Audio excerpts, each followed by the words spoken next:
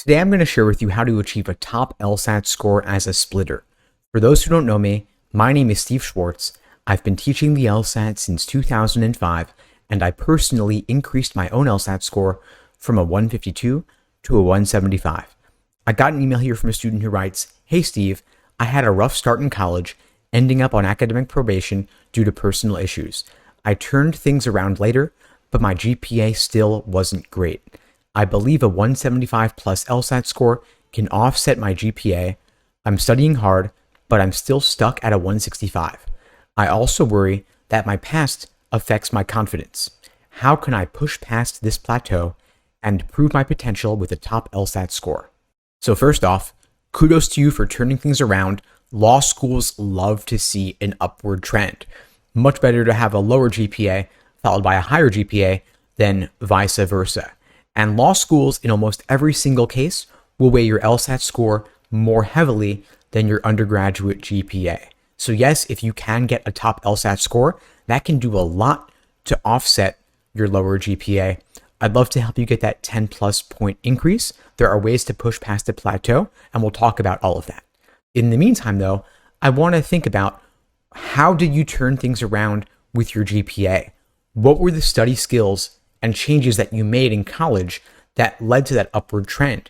The study skills you implemented in college may also apply to studying for the LSAT. Maybe it's about blocking off time, removing distractions, mitigating other responsibilities so you can focus on the task at hand and make the LSAT your number one priority, just as you may have made your college classes your number one priority after you turned things around. Now, when you're stuck at a plateau, it's really important to maintain your motivation because breakthroughs can come at any point.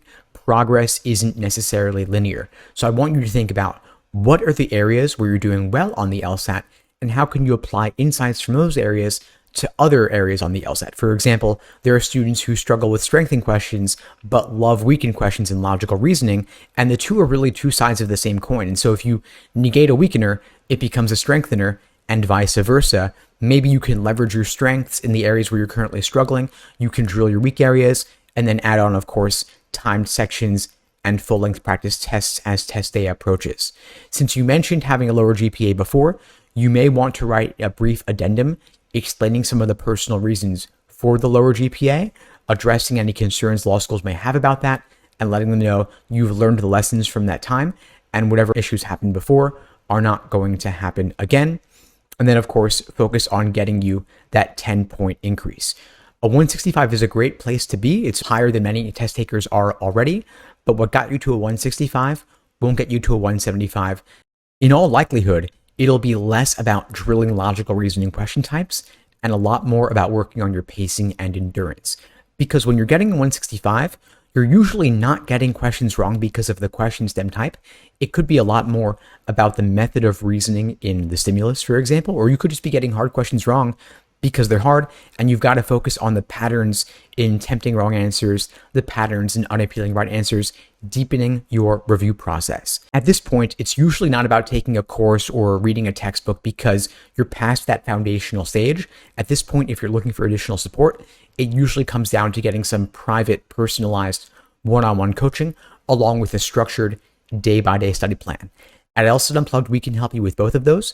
If you're interested in finding out more about working with me and my team, you can check out the links below. And one last thing I'll say here is that it's really important to maintain a positive growth mindset around your potential for improvement. Just like an earlier low GPA in college didn't mean you weren't able to improve, the same applies to the LSAT.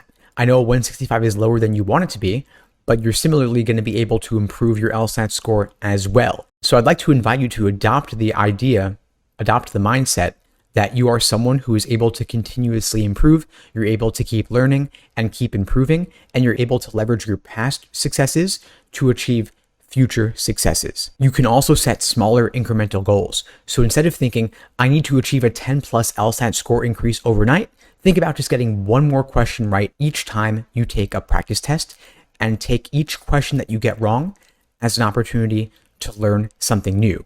You're getting the questions wrong now so that you don't get them wrong on test day. And if you're only ever getting questions right, you're not giving yourself the chance to learn anything. So I'd rather that you do 10 difficult questions, get them all wrong, and have 10 opportunities to improve than to do 10 easy questions, get them all right, and have no questions at all about them. Focus on that review process, lay out a plan of attack, and again, reach out if I can help in any way. I'd be glad to support you on your LSAT journey. And in the meantime, I'll wish you all the best and take care.